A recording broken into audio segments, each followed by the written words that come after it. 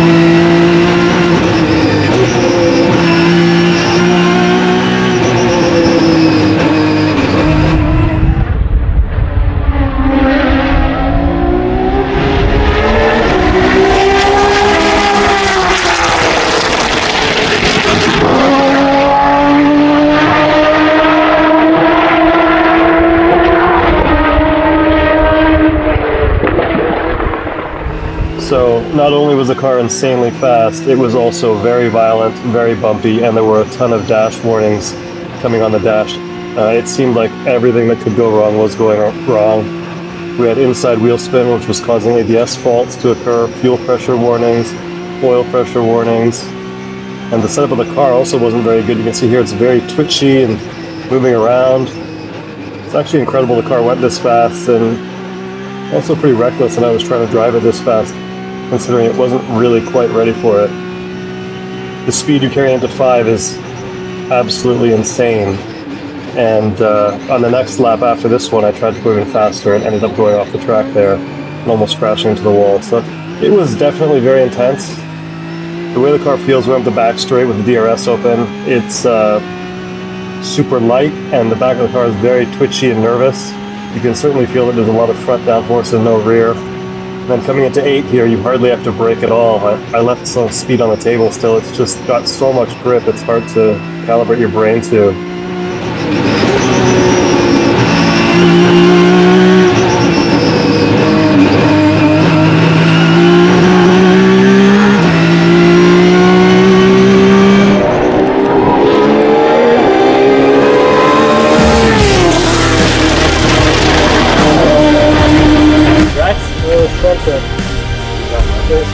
Yes. And we did it.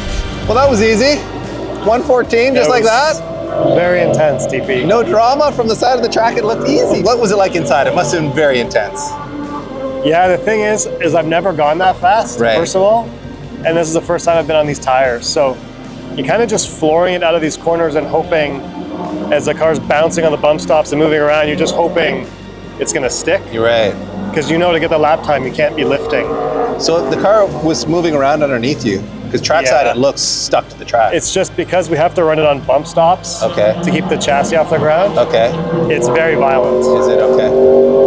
So yeah. And what was the official time? I don't know. Oh, we don't know yet. Okay. I haven't even checked, but it should be a 14.4.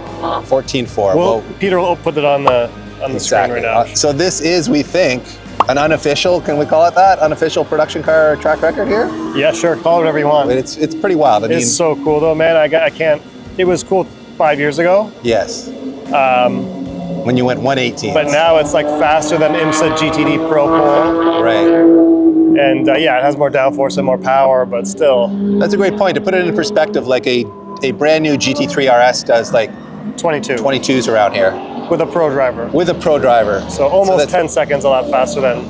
It's astoundingly fast. I mean, we wouldn't have thought that a 350Z could ever go this fast, and I think it's safe to say it is by far the most developed, fastest 350Z in the world. Is there anything else even maybe close? Maybe a JGTC car, GT500 car is probably better. Maybe. This might even give those cars a run for their money. Congrats on the record, sir. That is amazing. Thanks for coming, guys. Thanks for watching it. Hope you guys enjoyed it. And yeah. We'll show you a bit about the updates we've done in the last 5 years. Yeah. For those who want a deep dive on the car, we'll do that now. We'll show you everything on the car, and we'll even give you a bit more history on the car. So stick around for you nerds who want that, and for the rest of you who just wanted to see him go fast, mission accomplished. So this is obviously no longer a stock 350Z. It's bone stock, actually. Is it? Yeah.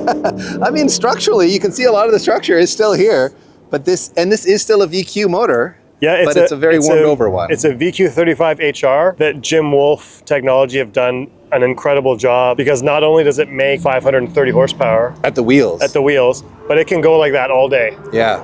For 2 seasons. And it revs to... We rev it to 8,200. 8,200, okay. It hasn't changed much since we covered it 5 years ago. Yeah. It's just been like this consistent, bulletproof power plant that we can then build all this other stuff off of, because we don't have to worry about engine problems all the time. That's pretty incredible that you can get 530 wheel out of a VQ. People wouldn't have believed it was possible until you guys did it with Jim Wolf. And if you want to see the dyno video of that, it is on our channel. We'll put a link in the description to that. Yeah. But no, it's incredible. And of course, being car guys, we always want more. So now I want 570, you know. But you have found a way to add more, just not with the engine. Yep. You've done it with an electric motor. Yeah, as we've kind of built up more downforce with this car, and we've been competing in like unlimited time attack classes where cars have 12 or 1,300 wheel horsepower. Yeah. 530 horsepower is not enough. Not enough. No. So we did a hybrid electric system, and that adds about 175 horsepower to this VQ. So we're around 700 at the wheels. Right.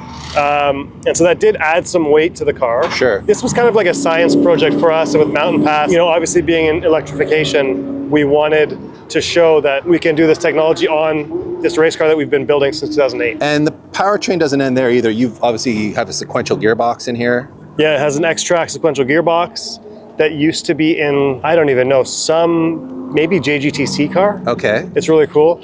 And then it has an X-Track differential as well that the original car builder gave to me on a lifetime loan. Oh, really? So super cool, yeah. Wow, that's a heritage piece in there. Exactly. So that is the very simple powertrain that this car has, which is obviously one of a kind. No one else has this setup in the world. I believe it's the only privately built hybrid electric. Very cool. Race car. It's quite an accomplishment in and of itself. Obviously, the other most remarkable thing about this car is its visual appearance. It's radically transformed from a stock 350Z, including this wing that you recently added. It's a DRS wing. Yeah, it opens, see? Wow. And that's controlled by one of the Motecs, or? Yeah, the Motec ECU that runs everything also controls the DRS. Okay. And it has a whole suite of safety features. Okay. So that it basically will close before I need to brake. So if there's a fault or a failure, I'll be notified to be able to carefully slow the car down. Oh, interesting. Because if you have, like if you guys can go and look at a Formula One at Suzuka, one of the drivers had the DRS fail open, and as soon as you turn, the car just spins out like a top, and you crash. Right. So with the DRS, it was mostly about safety and making sure that we can know ahead of time if it fails. Right.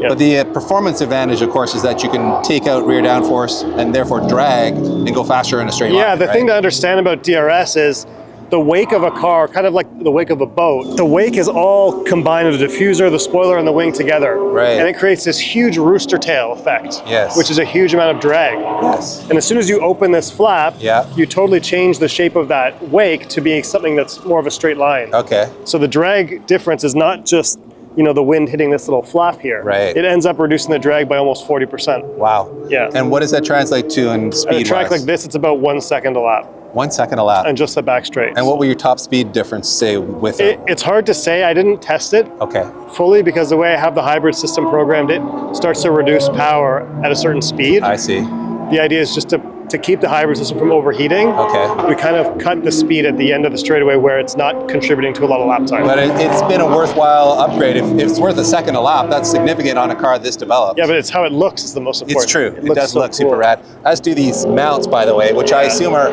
one-off mounts that you guys designed? They're one-off mounts that we designed, and the cool thing about these mounts is if you just remove these two M6 bolts, the wing comes off with all the air fittings, the electrical connections, everything just slips right off. Oh, wow. And the wing's actually held in with like an interlocking finger system. No kidding. So it's just 2 screws and the whole assembly comes off. That's crazy. Yeah. And obviously there's a lot more happening with the rest of the car aero-wise. You've got this big diffuser underneath. You've got these custom wide body that you recently designed, right? This is a couple years old now? A couple years old. We first ran the full body work at Grid Life, I think in 2023. Okay. It was designed by myself and my friend who used to work in Formula One. Okay. And he has, obviously you can see an eye for just these beautiful shapes. Yes. And it was very JGTC inspired to Yes. just make it look like not so aggressive and sharp as you see some of these new race cars. They look like they have too much going on. Yeah. Like the production GT3 race cars, I mean. Yes. We more wanted to keep it like smooth, and that's kind of why the front bumper had no big dive planes and aggressive stuff. Right. Just wanted it to be really, beautiful. A couple of interesting things before we get to the electronics, actually. First of all, this sticky note did a 114. Yeah, my son drew this sticky note for me with an X on it. Okay. And he said if I stick it on my car, no one will steal it. Okay. While it was in the trailer. So we left it on the car and it stayed there all day. It's insane that that stayed on. Yeah. Is that because you've got really good airflow over here that's holding it down? Yes, the air's smooth and laminar there, yeah. Or sticky is using some serious glue. And what is this white box I'm seeing here? Yeah, this is a Starlink, so we actually have satellite internet and live streaming all the time whenever we're running the car now. Oh, awesome. So we have live streaming with data overlays and sector times, so it's kind of just like you're watching a Formula One session. Amazing. So if you go to Mountain Pass Performance YouTube channel, you'll be able to watch that live stream. Exactly. So what jumps out to me first inside is the steering wheel. It's sort of like a Formula One style wheel with a ton of dials and buttons on it. Can you run us through quickly what's going on there? Yeah, so this steering wheel I designed this winter. Okay. Because my old steering wheel, I didn't have enough knobs and buttons to be able to do everything I wanted. Wow. While I was on the track. Okay. And I kept having to look down at my keypad and try and make changes. Okay. So basically it is kind of like an F1 wheel or GT3 Motorsport wheel. Even though it's just time attack, there's a lot of different settings. I'm trying to really quickly dial the car into what I want it to feel like. Okay. And the power level that I want to run. Okay. In a pretty short period of time, because in time attack we don't usually get a lot of laps. Mm-hmm. So what are you typically changing when you're out there? So as a DRS, to open the DRS, Okay. I can put it in attack mode, which is full power. Okay. Whatever map I'm in, I can just get full power. I can go in between gas mode or hybrid or full electric mode here. Mm-hmm. These are the different power levels, traction control, the balance of the car. I can control the 4-wheel steering. And then I also have other controls, like I can just quickly put it in charging mode, or I can adjust where the DRS point is on the track. So if the car feels stable, I can move that DRS point further forward. I like how he casually mentions 4-wheel steering too, like that's no big deal. This is a fairly new development on the car? The 4-wheel steering we added 2 or 3 years ago. Okay. years ago. And how is that working? The nice thing about it is because this car is pretty front heavy, Yes. and has a fair bit of power, it kind of has that pickup truck problem, right? Where it's always wanting to spin the tires Yeah. on power. And that's kind of a natural trait of a front engine, front heavy car. Right. So usually with a front heavy car, you set it up with a lot of rear toe in if you want to have more traction. Yes. But then maybe you'd have some rear toe out or zero toe for entry and mid corner. Okay. So with 4-wheel steering, you can get the best of both worlds. Wow. And so now with the 4-wheel steering, we can make it so the car never has any understeer. And is that a bespoke system, or is it out of a Porsche or something like that? It's an actuator from another vehicle, like an OEM vehicle. Okay. And then I've written all the software, done all the control for it in the Motec. So it's also controlling the hybrid system with the Motec. This ECU is controlling the engine, the sequential gearbox, the hybrid system and the battery control, the 4-wheel steering, the DRS, and a bunch of other miscellaneous stuff. Wow, that is wild. Yeah. So we see that there's a bunch of components over there on the floor and some on the shelf behind you here. Mm-hmm. Can you quickly run us through what all of that is? Yeah, sure. So basically from what I interact with as a driver, I've got the steering wheel and the keypad. Yeah. And then on the right side, we've got a bunch of hybrid components. So we have the inverter, which is what converts power from the battery to the motor. Yeah. A DC-DC converter, which is basically an alternator. We have an air tank for the shift compressor, the PDM, which is like a electronic fuse box that supplies power to every circuit. And then we have this high voltage distribution box, which is basically where all the connections are made from the battery to the rest of the high voltage components in the car. And then we also have our V-Box tray here and live streaming components. So the Motec streams data to this V-Box HD2 unit, which then streams data with a camera feed with data through our Starlink to do the live streaming. So there you go, guys. Everything you need to know from an electronic standpoint on how to build the fastest production car to ever lap at Canadian Tire Motorsports Park, the fastest road course in North America. So it's really just that easy. Just throw a few things at it.